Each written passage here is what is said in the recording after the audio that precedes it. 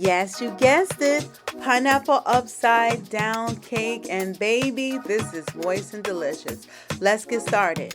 So first, you take your butter. Of course, I'm using a hand mixer because you know what? I did not feel like pulling out that big old bulky KitchenAid at this time just for this cake. And then plus, I said to myself, it is so much easier to share it with the camera. Only if I could kind of get the bowl underneath it. So yeah. But anyway, so as you can see, I started with creaming my butter and then I added the sugar in. So I'm going to blend this for a little bit of time, probably about 5 to 7 minutes. I'm not for sure, maybe a little bit longer, just to try to make sure that it is blended well. As you know, with the stand mixer, depending on the attachment you're using, it gives a more of a creamier, fluffier feel when you're using a whisk. This one is I'm using a hand mixer, so I'm gonna just do what I can, and but you know what, it's still gonna come out good. So I'm just gonna continue to blend this, and so after we finish this, we're gonna start with adding our eggs. Make sure you scrape down the sides, make sure everything is blended in nicely and together. So when I start adding the eggs, we're gonna do it one at a time.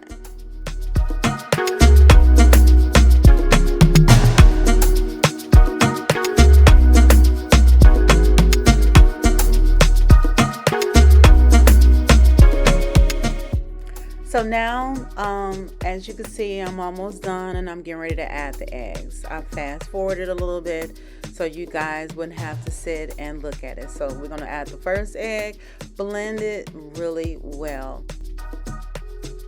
Now, as you can see, I'm study blending. I want to make sure everything is incorporated together nicely. So I'm taking my time and I'm making sure that it's all blended well.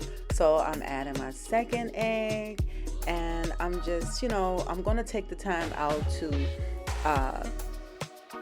clean the sides, make sure everything is blended in together. Now, you may or you may not see this, but because I've cut out a lot of the video to try to, make sure you're not sitting here for a whole hour watching me make a cake, because I'm sure most of you know how to make a cake by now.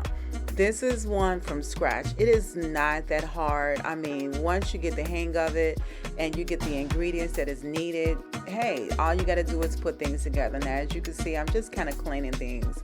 And I cleaned the egg, make sure everything is incorporated together. So now we're getting ready to add our flavor. I'm adding 1 teaspoon of vanilla.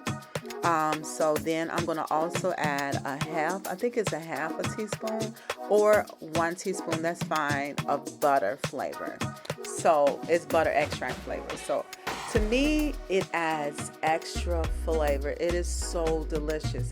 It gives the cake this aroma. I'm telling you, you have to try it if you've never done it before. It just enhances the vanilla flavor, to me anyway. So I also added in 1/4 to 1/3 cup of oil to add with the butter.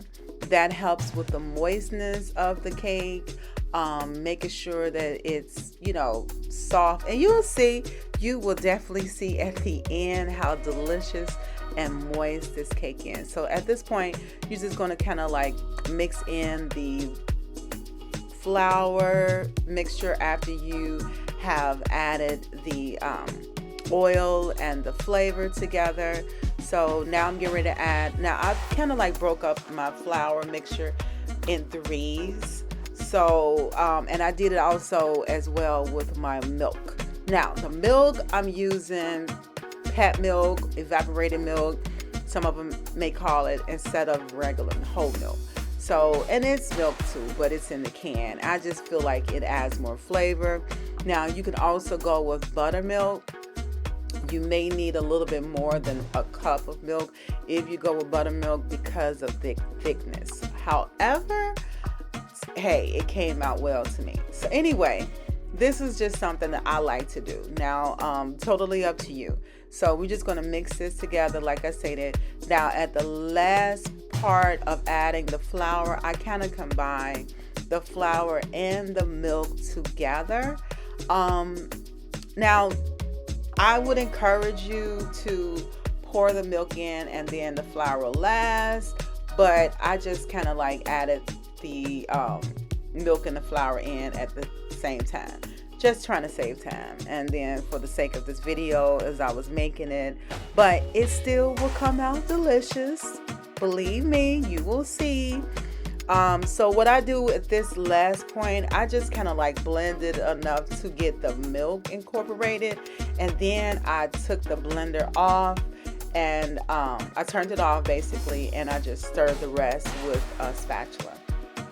That way, you know, I don't overbeat, because you do not want to overbeat your cake. It does not come out that well if you do it. I'm telling you that now. For one, it'll rise in the oven and it'll drop and it become dense and flat, and that is not something you want.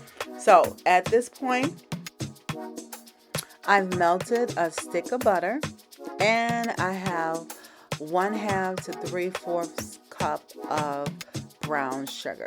Now I'm using a dark brown sugar, and what I did is after I melted it, I have a 13 by 9 inch pan, and so I'm just blending in the sugar and the butter together, and I'm just going to incorporate it all throughout the pan. So I'm going to just spread it out evenly, make sure everything is even, and then we're going to go ahead and start laying down our pineapple slices.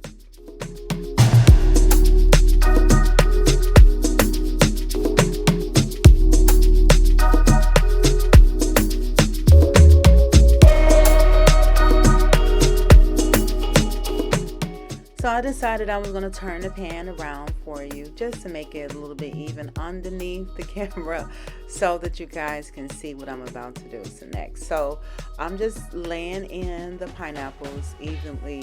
First, I'm just kind of like measuring it and eyeballing it, because I'm actually also counting the slices that are in the can that I have. And so I'm going to now just kind of like level them out to make sure they all look neat and organized, and then I'm gonna try to make it where I could put another row in the middle. So just watch me as I go, and then after that, you know, we'll add the cherries. Now the cherries that I have, it have the stems on them, so I had to take off the stems and you know, and add those.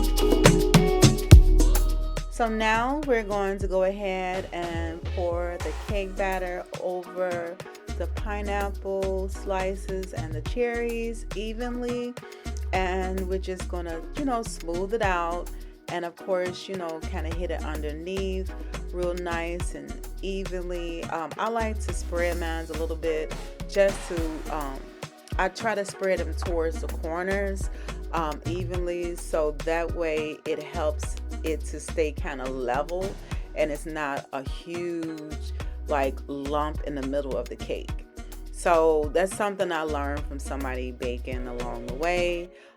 If you just kind of like make sure it's even and kind of like go up the sides of the corners a little bit, making sure that everything is even and you won't have any huge like lump like a mountain in the middle of your cake.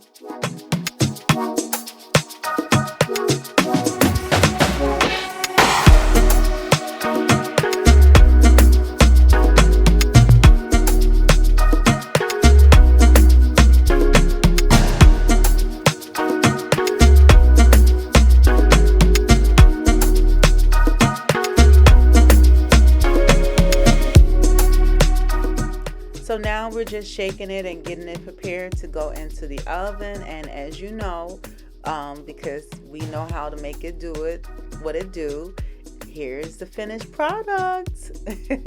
This is the pan that I took it out of. I actually put it in a slightly bigger casserole dish that I had, and just to display it in its beauty.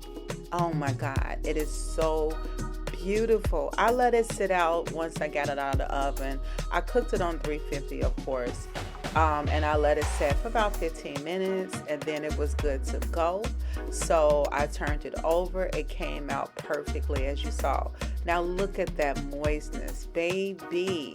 Look at that spring, how it just springs back. That is how I love my homemade cakes. It's not dry because, for one, the oil helps it so much with the moisture. And then also the butter, of course, with the flavor, and then the flavoring, of course, as well. But honey, get into this pineapple. Look at that. Look at that. Look, oh my God. Now you know I have to take a piece off of this and taste it for myself. Now, you know where that went? Yes, it went in my mouth, and it is so delicious. So I'm going to go ahead and eat the rest of this. I love you guys. Thank you for watching. Take care and happy Thanksgiving.